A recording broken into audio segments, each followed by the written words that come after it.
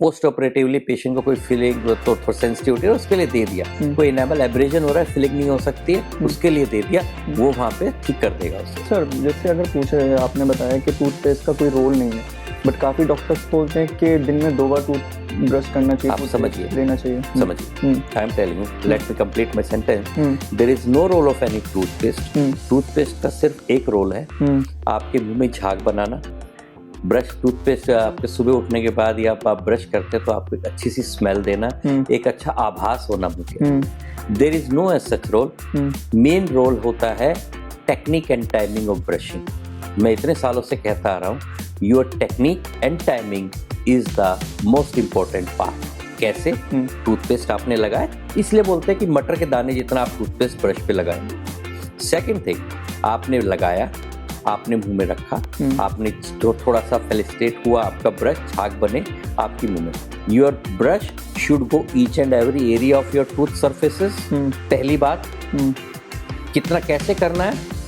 Take a toothbrush 45 degree angle with a gentle stroke of your wrist, not your elbow. Elbow से करेंगे तो आप दांत घिस देंगे। बहुत सारे लोग हैं हमारे यहाँ पे जिनको हम बोलते हैं कि जी ऐसे ब्रश कर रहे, डॉक्टर साहब मजा नहीं आया, सेटिस्फेक्शन नहीं मिला इन स्टार्टिंग, बिकॉज आपको बचपन से आदत पड़ी है घिस घिस के ब्रश करने की।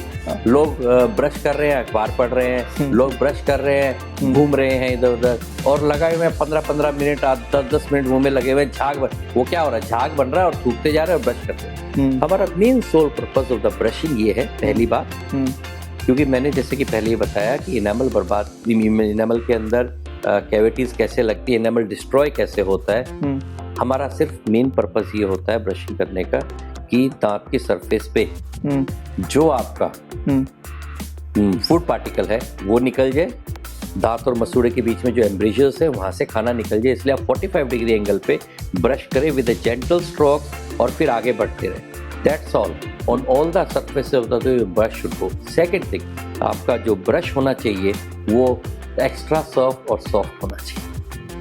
आप जब भी टूथ ब्रश खरीदने जाएं, उसके ऊपर लिखा रहता है मीडियम, हार्ड, सॉफ्ट और एक्स्ट्रा सॉफ्ट। मैं रिकमेंड करूंगा एक्स्ट्रा। अगर आपका एक्स्ट्रा सॉफ्ट ब्रश लिया आपने और वो जो है इमीडिएटली वो फ्लैट हो गए सारे के सारे उसके ब्रिसल, तो इसका मतलब आपका प्रेशर ज़्यादा है आपके टूथ सरफेस के ऊपर, उसे कम कीजिए, हल्के हाथ से ब्रश। तो इसलिए मैं कहता हूँ कि टूथपेस्ट का कोई रोल नहीं है, आयुर्वेदिक का कोई रोल। ओके। सेकेंड थिंग, एक इंपॉर्टेंट और बात है जो हर इंसान कर सकता है, after the brushing with a simple finger gentle massage it over the gums. Blood supply बढ़ेगी गम्स की टाइटन। कोई अच्छा अभी एक टॉपिक और इस पे याद है, मंजन। हमारे जमाने में लोग मंजन करते हैं जी, मंजन से बढ़ा रहा। पहली बात,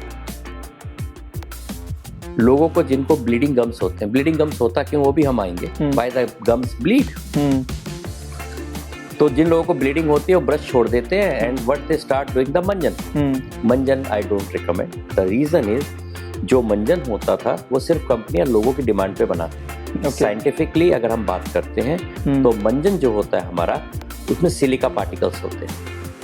सिलिका पार्टिकल्स आप डेली कर रहे हैं अपने दांतों के ऊपर, तो क्या आपका एनेमल का एब्रेजन हो रहा है। जैसे आप रेगमार्क से कोई भी चीज को घिसते हैं और आप डेली थोड़ा घिसते रहे तो अब क्या होगा, एनेमल एब्रेजन। और लोग दांत भी काट देते हैं, enamel hardest substance of the body. लोग इस तरह से ब्रश करते हैं, दांतों के अंदर स्लिट्स बन जाते हैं। 15-15, 20-20 साल एक ही तरीके से ब्रश कर रहे हैं, स्लिट्स बन जाते हैं एनेमल के अंदर। कहते हैं ये कैसे होगा डॉक्टर साहब? नहीं, ऐसे कैसे हो सकता है? बोला भाई ऐसे आपके हार्ड ब्रशिंग के कारण।